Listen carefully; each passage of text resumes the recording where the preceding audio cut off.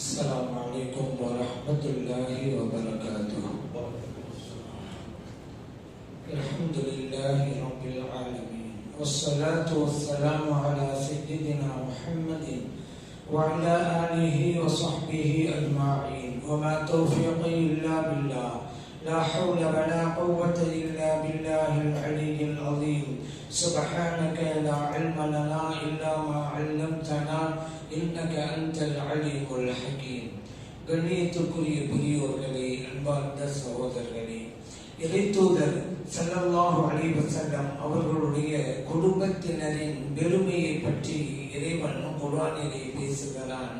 இன்னமா யுரீதுல்லாஹு லியுذஹிப அன்கும் ரிஜ்ஸ் அஹ்லல் பைத் வ யுதஹ்ஹிரக்கும் தத்ஹீரா.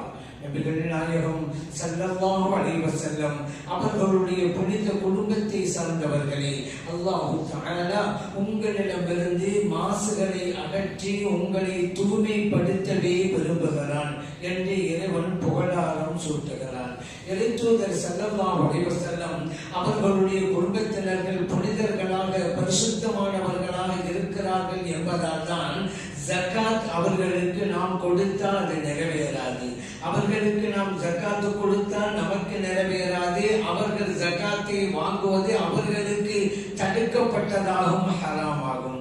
காரணம், இந்த ஜகாத் என்பது அவுசாஃபுன் நாஸ், மக்களுடைய அழுக்கு பொருள். அவர்கள் தம்முடைய செல்வத்திலிருந்து ஜகாத்தை கொடுக்கின்ற போது மீதம் இருக்கிற செல்வம் தூய்மை அடைகிறது என்றார்கள் நபி ஸல்லல்லாஹு அலைஹி வஸல்லம் அவர்கள். அப்படியானால் இவர்கள் கொடுத்த அந்த ஜகாத்து ஒரு வகையிலே அழுக்கு பொருள் என்பதால் நபி ஸல்லல்லாஹு அலைஹி வஸல்லம் அவருடைய புனித குடும்பத்தினருக்கு தகாது. காரணம், அவர்கள் புனிதமானவர்கள். நபி ஸல்லல்லாஹு அலைஹி வஸல்லம் அவர்களே சொல்லிட்டாங்க, ஜகாத் என்பது எனக்கோ என் குடும்பத்தினருக்கோ ஆகாது அப்படின்ட்டாங்க. அதனால் நபி ஸல்லல்லாஹு அலைஹி வஸல்லம் அவர்களுக்கு ஏதாவது ஒரு பொருளை யாராவது கொடுத்தால் இது ஜகாத்தா அல்லது கொடையா என்று கேட்பாங்க, கிஃப்டா அப்படின்னு கேட்பாங்க. இது கிஃப்ட் அப்படின்னு சொன்னாக்க அதை வாங்கிக் கொள்வாங்க, ஜகாத் என்று சொன்னா வாங்க மாட்டாங்க. நபி ஸல்லல்லாஹு அலைஹி வஸல்லம் அவருடைய குடும்பத்தினர்கள் ஹஜ்ரத் அலி ரலியல்லாஹு அன்ஹு, அன்னை ஃபாத்திமா ரலியல்லாஹு அன்ஹா, இமாம் ஹசன், இமாம் ஹுசைன் ரலியல்லாஹு அன்ஹுமா இவர்கள் எல்லாம் இருக்கிறார்கள். ஒரு தடவை நபி ஸல்லல்லாஹு அலைஹி வஸல்லம் அவர்கள் தங்களுடைய கையிலே ஒரு போர்வையை கொண்டு வந்தார்கள். அப்பொழுது ஃபாத்திமா ரலியல்லாஹு அன்ஹா அவங்களை அழைக்கிறாங்க, அந்த போர்வைக்குள்ளே வைத்துக் கொண்டார்கள். இமாம் ஹசன் ரலியல்லாஹு அன்ஹு அவர்கள் அழைக்கிறாங்க, அவங்களையும் அந்த போர்வைக்குள்ளே வைத்துக் கொண்டார்கள். பிறகு இமாம் ஹுசைன் ரலியல்லாஹு அன்ஹு அவர்களை அழைத்து போர்வைக்குள்ளே வைத்துக் கொண்டார்கள். பிறகு அலி ரலியல்லாஹு அன்ஹு அவர்களை அழைத்து அந்த போர்வைக்குள்ளே வைத்துக் கொண்டார்கள். இப்பொழுது அந்த போர்வைக்குள்ளே நால்வர் இருக்கிறார்கள். நபி ஸல்லல்லாஹு அலைஹி வஸல்லம் அவர்கள் சொன்னார்கள், அல்லாஹும்ம இறைவனே, ஹாவுலாய் அஹ்லு பைத்தி, இவர்கள் தான் எனது குடும்பத்தை சார்ந்தவர்கள் என்றார்கள். இது முஸ்லிமிலே பதிவு செய்யப்பட்டிருக்கிறது. அதே போல நபி ஸல்லல்லாஹு அலைஹி வஸல்லம் அவருடைய குடும்பத்தினர் ஒவ்வொருவருக்கும் ஒரு சிறப்பு இருக்கிறது. அந்த வகையிலே ஃபாத்திமா ரலியல்லாஹு அன்ஹா அவங்க இருக்கிறாங்க. நபி ஸல்லல்லாஹு அலைஹி வஸல்லம் அவருடைய மற்ற துணைவர்களே இருக்கிறாங்க. நபி ஸல்லல்லாஹு அலைஹி வஸல்லம் அவருடைய கடைசி காலகட்டம் அது. அந்த நேரத்திலே ஃபாத்திமா ரலியல்லாஹு அன்ஹா அவங்களுக்கு மட்டும் ஒரு ரகசிய செய்தியை சொன்னாங்க. இதை கேட்டதும் அழுதார்கள் ஃபாத்திமா ரலியல்லாஹு அன்ஹா அவர்கள். அடுத்து இன்னொரு செய்தியையும் ரகசியமாகவே சொன்னார்கள். இப்பொழுது சிரித்தார்கள் ஃபாத்திமா ரலியல்லாஹு அன்ஹா அவர்கள். அந்த இடத்திலிருந்து மற்றவர்கள் எல்லாம் கடைந்ததற்கு பின்னாலே ஆயிஷா சித்திகா ரலியல்லாஹு அன்ஹா அவர்கள் ஃபாத்திமா ரலியல்லாஹு அன்ஹா அவங்கள்ட்ட கேட்டாங்க, நபி ஸல்லல்லாஹு அலைஹி வஸல்லம் அவங்க சொன்ன அந்த இரண்டு ரகசிய செய்தி என்ன அப்படின்னு கேட்டாங்க. காரணம், முதலாவதா சொன்னபோது நீங்க அழுதீங்க, அடுத்து அவங்க சொன்னபோது சிரிச்சீங்க, அப்படி என்ன சொன்னாங்க ரகசியமா அப்படின்னு கேட்டாங்க. இப்ப நபி ஸல்லல்லாஹு அலைஹி வஸல்லம் அவர்களுடைய அருமை மகனார் ஃபாத்திமா ரலியல்லாஹு அன்ஹா அவங்க சொன்னாங்க, நபி ஸல்லல்லாஹு அலைஹி வஸல்லம் அவர்கள் எனக்கு ரகசியமாகத்தான் அதை சொன்னாங்க, ரகசியமாக சொன்னதை உங்களுக்கு நான் வெளிப்படுத்த விரும்பல அப்படின்னு சொல்லல. அதற்கு பிறகு ஆயிஷா சித்திகா ரலியல்லாஹு அன்ஹா சொல்றாங்க, நபி ஸல்லல்லாஹு அலைஹி வஸல்லம் அவர்கள் இவ்வுலகை விட்டு மறைந்ததற்கு பின்னாலே நான் கேட்டேன் ஃபாத்திமா ரலியல்லாஹு அன்ஹா கிட்ட அப்படின்னு சொன்னா, இது அவங்கள்ட்ட உள்ளத்துல இருந்துகிட்டு இருந்துகிட்டே இருக்குது. அப்படி என்ன அந்த 2 ரகசிய செய்தியா இருக்கும்? அப்படி உள்ளத்தில் இருந்துகிட்டே இருக்குது. அதனாலதான் நபி ஸல்லல்லாஹு அலைஹி வஸல்லம் அவர்கள் மறைந்ததற்கு பின்னாலே நான் கேட்டேன், அது என்ன ரகசிய செய்தி? இப்பதான் ஸல்லல்லாஹு அலைஹி வஸல்லம் நம்ம விட்டு மறைஞ்சிருக்காங்கல்ல, சொல்லுங்களேன் அப்படின்னு. இப்போ ஃபாத்திமா ரலியல்லாஹு அன்ஹா சொன்னாங்க, என்னட்ட நபி ஸல்லல்லாஹு அலைஹி வஸல்லம் அவர்கள் முதலாவதாக சொன்ன ரகசிய செய்தி, ஃபாத்திமாவே ஒவ்வொரு வருடமும் ஜிப்ரீல் அலைஹிஸ்ஸலாம் அவர்கள் குர்ஆனை ஒரு தடவை என்னிடம் எடுத்து காண்பிப்பார்கள். ஆனால் இந்த வருடம் என்னிடம் 2 தடவைகள் எடுத்து காண்பித்து விட்டார்கள். ஆகவே இவ்வுலகை விட்டும் நான் போக போகிறேன் என்பதனுடைய அடையாளம் தான் இது. இன்னும் சிறிது காலத்தில் உங்களை விட்டும் நான் பிரிய போகிறேன் என்றார்கள். இதை கேட்டதும் அந்த செய்தியை ஜீரணிக்க முடியாமல் நான் அழுதேன். நபி ஸல்லல்லாஹு அலைஹி வஸல்லம் அவர்கள் நம்மை விட்டு பிரிய போகிறார்களே என்பதை என்னால் ஏற்றுக்கொள்ள முடியவில்லை. ஆகவே அழுதேன். அடுத்து ஒரு அரசியல் சொன்னாங்க, பாத்திமா, இன்னைக்கு அவ்வளவு அகல் வைத்தி நீதான் எனக்கு பிறகு நம் குடும்பத்திலே என்னை முதலாக வந்து சேரக்கூடியவராக இருக்கிறீர்கள். அது மட்டுமல்ல, சொர்க்கத்து பெண்களின் தலைவியாகவும் நீங்கள் இருக்க போகிறீர்கள் என்றார்கள். இதை கேட்டு நான் சிரித்தேன் என்றார்கள். ஃபாத்திமா ரலியல்லாஹு அன்ஹா அவர்கள் புகாரிலே பதிவு செய்யப்பட்ட ஹதீஸ். பாருங்க, நபி ஸல்லல்லாஹு அலைஹி வஸல்லம் அவர்கள் நம்மை விட்டு போறாங்க என்கின்ற போது அதை தாங்கிக் கொள்ள முடியாமல் அழுகிறார்கள். அடுத்த வாசகம், ஃபாத்திமாவே, என்னை நீதான் முதலாக வந்து சந்திப்பாய் அப்படின்னு சொல்ல என்ன அர்த்தம்? நம்ம குடும்பத்தில எனக்கு பிறகு முதலாக இவ்வுலகை விட்டு செல்லக்கூடியவர் நீங்க தான் என்று நபி ஸல்லல்லாஹு சொன்னோன்னு சிரிக்கிறாங்க ஃபாத்திமா ரலியல்லாஹு அன்ஹா. காரணம் என்னன்னு கேட்டா, நபி ஸல்லல்லாஹு அலைஹி வஸல்லம் அவர்களை விட்டும் பிரிந்து எப்படி இருப்பது என்று நினைத்த நேரத்திலே சீக்கிரமாக நான் மறு உலகம் சென்று நபி ஸல்லல்லாஹு அலைஹி வஸல்லம் அவர்களை நான் சந்திப்பேன் என்று நான் நினைத்த போது எனக்கு மிகவும் மகிழ்ச்சியாக இருந்தது என்கிறார்கள் ஃபாத்திமா ரலியல்லாஹு அன்ஹா அவர்கள். அந்த அளவிற்கு நபி ஸல்லல்லாஹு அலைஹி வஸல்லம் அவர்கள் மீது அவர்கள் அன்பு கொண்டிருந்தார்கள் என்பதை நாம் புரிந்து கொள்கிறோம். அடுத்ததாக நபி ஸல்லல்லாஹு அலைஹி வஸல்லம் அவர்களுடைய துணைவியர்கள் விஷயத்திலும் கூட அஹ்லுல் பைத் என்கின்ற வாசகத்தை நபி ஸல்லல்லாஹு அலைஹி வஸல்லம் அவர்கள் உபயோகித்திருக்கிறார்கள். எப்படின்னு சொன்னா, ஸைனப் ரலியல்லாஹு அன்ஹா அவங்க நிக்காஹ் செஞ்சதுக்கு பின்னால வலிமா விருந்துக்கு ஏற்பாடு பண்ணாங்க. சில பேர்களை, சில தோழர்களை அழைத்தார்கள். வந்தவர்கள் எல்லாம் உணவு உண்டார்கள், சென்று விட்டார்கள். ஆனால் அங்கே வந்த 2 பேர் மட்டும் பேசிக்கொண்டே இருக்கிறார்கள். 2 பேர் அல்லது 3 பேர். இவர்கள் பேசிக்கொண்டே இருக்கிறார்கள், போக மாட்டேன் என்கிறார்கள். மற்றவெல்லாம் வந்தாங்க, சாப்பிட்டாங்க, போயிட்டாங்க. இவங்க பேசிக்கிட்டே இருக்கிறாங்க. நபி ஸல்லல்லாஹு அலைஹி வஸல்லம் அவர்கள் சிறிது பொறுமையாக இருந்தார்கள். சரி, கொஞ்ச நேரம் இருப்பாங்க, போயிடுவாங்க என்று எதிர்பார்த்தார்கள். ஆனா அவர்கள் போகவில்லை, பேசிக் கொண்டுதான் இருக்கிறார்கள். சரி, இன்னும் சிறிது நேரத்தில் போய்விடுவார்கள் என்று நினைத்தார்கள் நபி ஸல்லல்லாஹு அலைஹி வஸல்லம் அவர்கள். அப்பொழுதும் போகவில்லை, பேசிக் கொண்டுதான் இருக்கிறார்கள். இப்பொழுது நபி ஸல்லல்லாஹு அலைஹி வஸல்லம் நினைச்சாங்க, நம்ம வீட்டுல இருக்கிறதுனாலதானே அவங்களும் உட்கார்ந்து பேசிட்டு இருக்கிறாங்க. நம்ம வீட்டை விட்டு வெளியே போயிடுவோம், நம்ம போயிட்டு வந்து அவங்க வெளியே வந்துடுவாங்க, அதுக்கு பிறகு வீட்டுக்குள்ள வந்துக்கிறோம் என்று நபி ஸல்லல்லாஹு அலைஹி வஸல்லம் அவர்கள் முடிவு செய்து வீட்டை விட்டு வெளியே சென்றார்கள். ஆயிஷா சித்திகா ரலியல்லாஹு அன்ஹா அவங்க வீட்டுக்கு போயிட்டு மரம் வந்தாங்க. அவங்கள சந்திச்சுட்டு மரம் வந்தாங்க. ஏன்னா விருந்தினர் ஸைனப் ரலியல்லாஹு அன்ஹா அவங்களுக்காக தானே வலிமா விருந்து. வெளியே போனவங்க ஆயிஷா சித்திகா ரலியல்லாஹு அன்ஹா வீட்டுக்கு போனவங்க, அஸ்ஸலாமு அலைக்கும் அஹ்லல் பைத் அப்படிங்கிறாங்க. அஹ்லல் பைத்தே, உங்களுக்கு அல்லாஹ்வின் சாந்தி உண்டாகட்டும் அப்படிங்கிறாங்க. போயிட்டு வந்தா அப்போது இவங்க போகவே இல்லைங்க. அப்ப ஸல்லல்லாஹு அலைஹி வஸல்லம் அவருடைய உள்ளம் கொஞ்சம் சஞ்சலப்படுகிறது. என்ன வீட்டிலே இருக்கிறாங்க, ஏன்னா வீட்டுல மற்ற காரியங்கள் நடக்க வேண்டும் அல்லவா? இப்ப ஆண்கள் எல்லாம் வந்திருந்தால் பெண்கள் எல்லாம் அவர்களுடைய இடத்தில் தான் இருந்து கொண்டிருப்பார்கள். வீட்டிலே மற்ற பணிகள் நடக்காது. மற்றவர்கள் விருந்து வழங்க வேண்டும் என்றாலும் இடையூறாக இருக்கும். ஆகவேதான் வெளியே வந்ததுக்கு பிறகு கூட இவர் வரலையே என்று நபி ஸல்லல்லாஹு அலைஹி வஸல்லம் அவர்கள் கொஞ்சம் சஞ்சலப்பட்டாங்க. அது இறைவனுக்கு பொறுக்க முடியவில்லை. இறைவன் வசனத்தையே இறக்கி வைத்து விட்டான். யா அய்யுஹல்லதீன ஆமனூ, இறை நம்பிக்கையாளர்களே, லா ததுகுலு புயூத்தன் நபிய்யி இல்லா அன் யுதன லக்கும் இலா துஆமின் கைர நாதிரீன இனாவு. நபிகள் நாயகம் ஸல்லல்லாஹு அலைஹி வஸல்லம் அவர்கள் விருந்துண்ண உங்களை அழைத்தால் அவர்கள் இன்னும் செல்லலாம், இல்லையானால் அவர்கள் இன்னும் நீங்கள் செல்லக்கூடாது. ஃபைதா துஐத்தும், நீங்கள் செல்கிறீர்கள், அங்கே சாப்பிட்டு முடித்து விட்டால் ஃபல்தஷுரு, வீட்டை விட்டு வெளியே வந்து விடுங்கள். வலா முஸ்தஅனிஸீன லிஹதீஸ், அங்கே உட்கார்ந்து கொண்டு பேசிக் கொண்டெல்லாம் இருக்காதீர்கள். எது நடக்குதோ அதையே குறிப்பிட்டு இறைவன் வசனத்தை இறக்கி வைத்தான். ஏன் இப்படி அங்க பேசிட்டே இருக்க கூடாது?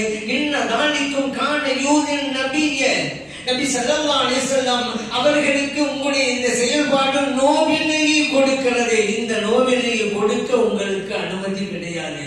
அவர்கள் உங்களிடம் சொல்லி இருக்கலாம் தான், கொஞ்சம் போங்களே, வீட்டில் வெளியே இருக்குதுன்னு எப்படி சொல்றது? விருந்தியாளிகளாக வளர்ந்தவள வீட்டில் உட்கார்ந்துருக்கும் போது கொஞ்சம் வெளியே போங்கன்னு சொல்ல முடியுமா?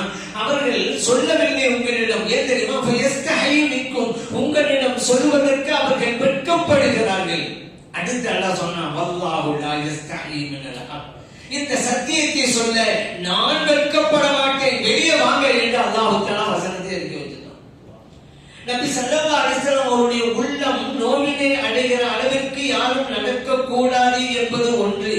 ஒரு இல்லத்திற்கு விருந்தாளிகளாக நாம் சென்றால், விருந்துண்ண குறிப்பாக சென்றால், அதற்குண்டான ஒழுங்கையும் அல்லாஹ் இந்த வசனத்தின் மூலம் கற்றுத் தருகிறார். சில பேர் இன்னைக்கு அப்படி இருக்கிறாங்க. சாப்பாடு போனாக்க சாப்பிட்டமா வந்த மாதிரி இல்ல, அங்க உட்கார்ந்துகிட்டு பேசிக்கிட்டே இருப்பாங்க. அதையே வேறு வார்த்தையை சொன்னா அரட்டை அடிச்சுக்கிட்டு இருப்பாங்க. அவங்க உள்ளூர் பற்றி பேசுவாங்க, அப்புறம் வட்டத்தை பத்தி பேசுவாங்க, அப்புறம் மாவட்டம், அப்புறம் மாநிலம், அப்புறம் நாடு, அப்புறம் உலகம். பேச முடிச்சுட்டு அடுத்து வேணும்ல பேசிக்கிட்டே உட்கார்ந்து இருப்பாங்க. இது அந்த வீட்டுக்காரருக்கு எவ்வளவு பெரிய இடையூறை ஏற்படுத்தும் என்பதை தான் இறைவன் வசனத்தின் மூலம் ஒரு ஒழுங்கையும் பண்பாட்டையும் நமக்கு கற்றுத் தருகிறார். சரி, இந்த ஹதீஸ்ல நபி ஸல்லல்லாஹு அலைஹி வஸல்லம் ஆயிஷா சித்திகா ரலியல்லாஹு அன்ஹா எடுத்து போனாங்கல்ல, அப்ப அஹ்லல் பைத் அப்படின்னு சிறப்பு சொன்னாங்க. என்னுடைய வீட்டிலே வசிப்பவர்கள் என்று தம்முடைய துணைவியாரை அழைக்கிறார்கள் நபி ஸல்லல்லாஹு அலைஹி வஸல்லம் அவர்கள். அதே போல நபி ஸல்லல்லாஹு அலைஹி வஸல்லம் அவர்கள் சும்மு என்கிற இடத்துல, மக்காவுக்கும் மதீனாவுக்கும் இடையில் இருக்க ஒரு இடம், தண்ணீர் உள்ள இடம், அந்த தண்ணீர் உள்ள இடத்திற்கு தான் ஹும்மு என்று சொல்லுவாங்க. அந்த இடத்துல அருமை தோழர்களுக்கு ஒரு முக்கியமான விஷயத்தை சொன்னாங்க. அருமை தோழர்களே, இன்னி தாலிக்கும் தீக்கும் சகலை, உங்களிடம் நான் 2 கனமானவற்றை விட்டு செல்கிறேன். அந்த 2ஐயும் நீங்கள் எடுத்துக்கொள்ள வேண்டும். அவற்றில் ஒன்று பெரியது, அதுதான் கிதாபுல்லா, அல்லாஹ்வுடைய வேதம். அதில் ஒளி இருக்கிறது, வழியும் இருக்கிறது. அதனுடைய அருமை பெருமைகளை எல்லாம் சொல்லி அந்த வேதத்தை நீங்கள் பின்பற்ற வேண்டும் என்று இறைவன் வலியுறுத்தினான் என்பதையெல்லாம் நபி ஸல்லல்லாஹு அலைஹி வஸல்லம் அவர்கள் அருமை தோழர்களுக்கு சொல்லி காட்டுறாங்க கிதாபுல்லாவை பத்தி. அடுத்து சொன்னாங்க அஹ்லுல் பைத்தி அப்படிங்கிறாங்க.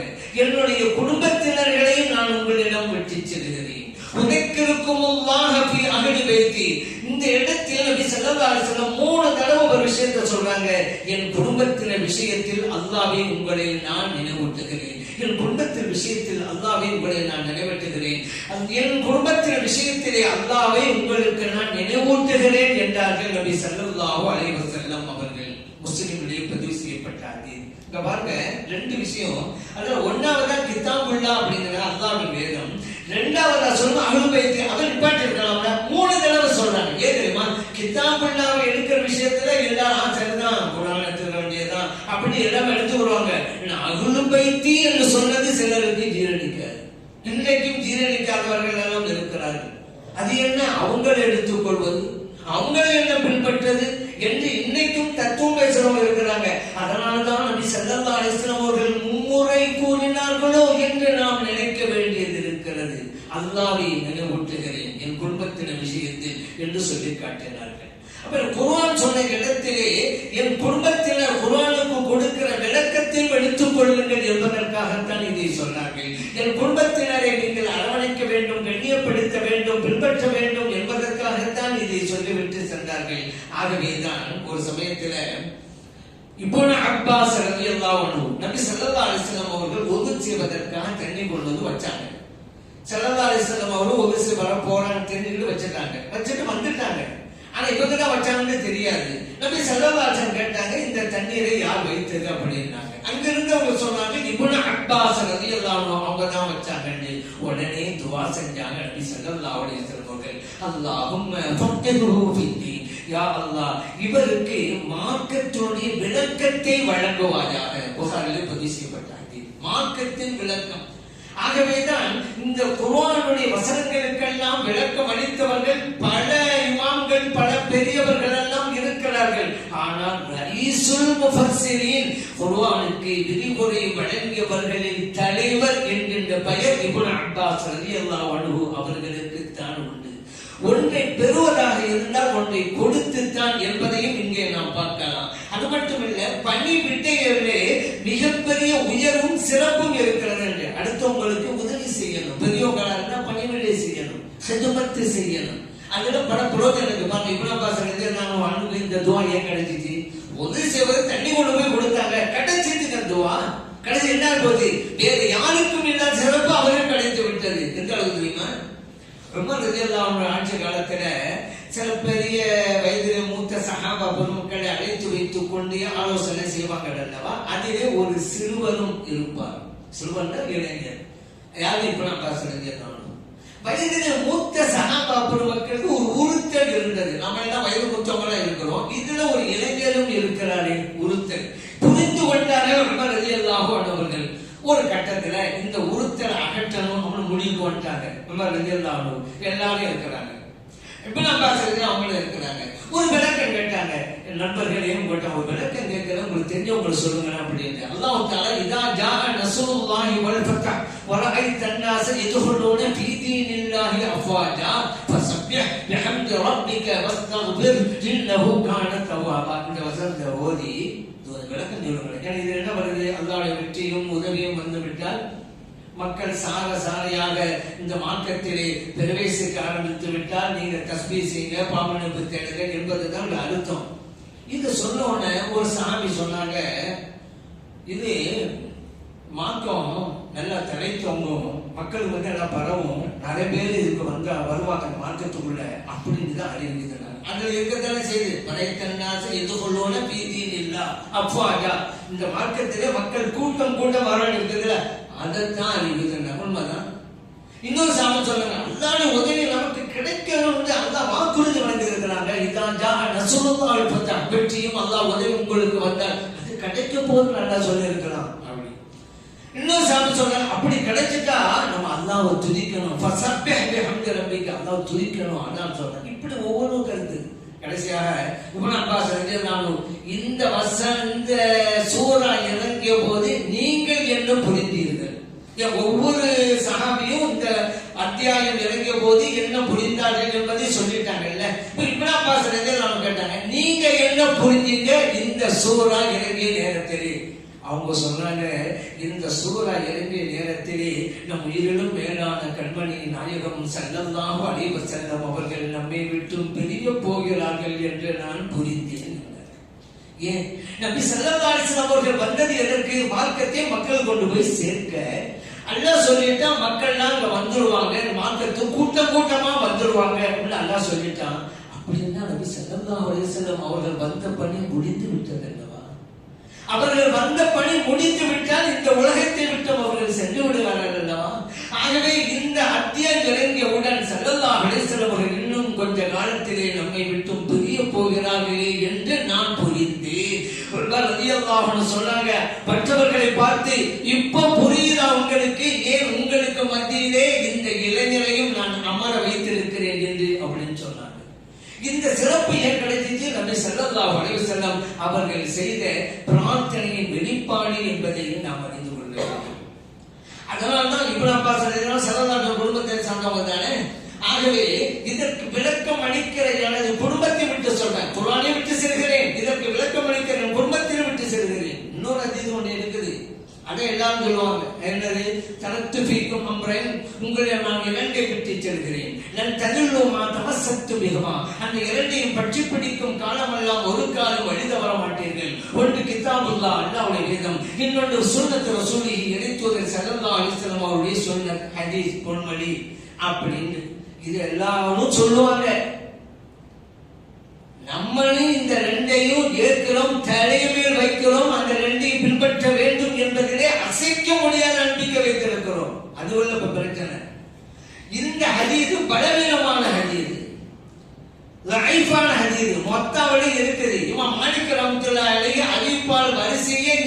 சொல்றாங்க காலன் நபியு ஸல்லல்லாஹு அலைஹி வஸல்லம் ஸல்லல்லாஹு சொன்னாங்க அப்படின்னு சொல்லி இந்த ஹதீஸ் சொல்றாங்க. அந்த அறிவிப்பாளர் வரிசை கிடையாது. மாலிக் இமாம் தபஅ இந்த ஹதீஸ் அவங்களுக்கு வர்றதா இருந்தா இடையில ஸல்லல்லாஹு அவங்களுக்கும் மாலிக் ரஹ்மத்துல்லாஹி அவங்களுக்கும் இடையில குறைந்தது 2 பேராக இருக்கணும். ஏன்னா மாலிக் இமாமுக்கு ஒரு தாபிஈ சொல்லியிருக்கணும், அந்த தாபிஈக்கு ஒரு சஹாபி சொல்லியிருக்கணும். குறைந்தது 2 பேர் அது இல்ல. ஸல்லல்லாஹு சொன்னாங்கன்னா பதிவு பண்ணியிருக்கிறாங்க. அப்படின்னா அது பலவீனமான ஹதீஸ் தான். ஆனால் இதை எல்லாத்தையும் சொல்லுவாங்க. இதே ஹதீஸ் ஹாக்கிமில் இருக்குது, இப்னு அப்பாஸ் ரலியல்லாஹு அன்ஹு அறிவிக்கிறதாக. அதுவும் பலவீனமான ஹதீஸ் தான். நான் கேட்கிறேன், இந்த பலவீனமான ஹதீஸை ஊருக்குள்ள சொல்றீங்களே, சரியான ஹதீஸையும் சொல்ல மாட்டேங்கிறீங்க. நபி ஸல்லல்லாஹு சொன்னாங்க 2 விட்டு போற எடுத்துக்கிறீங்க, அதுதான் ஒண்ணு கிதாபுல்லாஹ் அல்லாஹ்வுடைய வேதம், இன்னொன்று என் குடும்பம் அப்படி சொன்னாங்க. இதையே சொல்ல மாட்டேங்கிறீங்க. அந்த 2ஐயும் சொல்றதோட குர்ஆன் ஹதீஸ் சொல்றதோட இது சேர்த்து சொல்லணும் அல்லவா? குர்ஆன் ஹதீஸ் சொல்லப்பட்டதா பலவீனமான ஹதீஸ், இது சரியான ஹதீஸ் அல்லவா முஸ்லிம்களில் இடம்பெற்றது. ஏன் சொல்ல மாட்டேங்கிறீங்க? நபி ஸல்லல்லாஹு அலைஹி வஸல்லம் அவர்கள் தங்களுடைய பேர பிள்ளைகளாக, அதாவது இமாம் ஹசன் இமாம் ஹுசைன் ரலியல்லாஹு அன்ஹு ரொம்பவும் பிரிய வச்சிருந்தாங்க. ஒரு கட்டத்துல நபி ஸல்லல்லாஹு அலைஹி வஸல்லம் இப்படிதான் பிரசங்கம் பண்ணி இருந்தாங்க. மெம்பர்படியில ஏறி நின்றுகிட்டு அந்த இருவரும் இமாம் ஹசன் இமாம் ஹுசைன் ரலியல்லாஹு 2 பேரும் வர்றாங்க. சிவப்பு நிறம் கொண்ட கமீஸ் சட்டையை அணிந்த வண்ணம் பள்ளிக்குள்ளே நுழையிறாங்க, வர்றாங்க. சின்ன பிள்ளைகள் தானே, கொஞ்சம் தட்டி நடந்து வந்துட்டு இருக்கிறாங்க. நபி ஸல்லல்லாஹு அலைஹி வஸல்லம் அவர்கள் அந்த 2 பேரையும் பார்க்கறாங்க. பிரசங்கம் நடந்துகிட்டே இருக்கு, பிரசங்கம் போய்கிட்டே இருக்கு, அந்த 2 பேரும் பார்க்கறாங்க. இதற்கு மேலும் பிரசங்கத்தை தொடர முடியவில்லை நபி ஸல்லல்லாஹு அலைஹி வஸல்லம் அவர்கள். பிரசங்கத்தை அப்படியே நிப்பாட்டாங்க, மெம்பர் படி இறங்குறாங்க, போனாங்க. அந்த இருவரையும் வாரி அணைத்து தூக்கி கொண்டு தங்களுக்கு முன்னாலே வைத்து விட்டு பிறகு பிரசங்கத்தையும் தொடங்குகிறார்கள் நபி ஸல்லல்லாஹு அலைஹி வஸல்லம் அவர்கள். அப்ப சொன்னாங்க, அருமை தோழர்களே, இறைவன் எவ்வளவு பெரிய உண்மையை கூறிவிட்டான் திருமறையிலே பார்த்திருக்கிறா. இறைவன் குர்ஆன்ல சொல்றான், இன்னமா அம்வாலுக்கும் வ அவுலாதுக்கும் ஃபித்னா, உங்களுடைய பொருள் செல்வங்களும் உங்களுடைய குழந்தை செல்வங்களும் உங்களுக்கு வழங்கப்பட்ட சோதனை பொருட்கள், ஃபித்னாங்க. ஆனா அதான் ரொம்ப ஆசைப்படுறாங்க மக்கள், அது வேறு விஷயம். ஆனா ஆசைப்படுங்க, ஆனா சோதனையில வெற்றி பெற்றுங்க.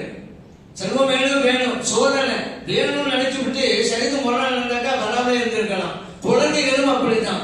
குழந்தைகள்னால மார்க்கத்தை விட்டு விலகுகிற சூழ்நிலை எல்லாம் சிலருக்கு ஏற்படுகிறது. அதான் அல்லாஹ் குர்ஆன்ல சொல்றான், துல்ஹிக்கும் அம்வாலுக்கும் வலா அவுலாதுக்கும் அன் திக்ரில்லாஹ், உங்களுடைய குழந்தை செல்வங்களும் பொருள் செல்வங்களும் அல்லாஹ்வை வணங்குவதை விட்டும் திருப்பி விட வேண்டாம் என்கிறான்.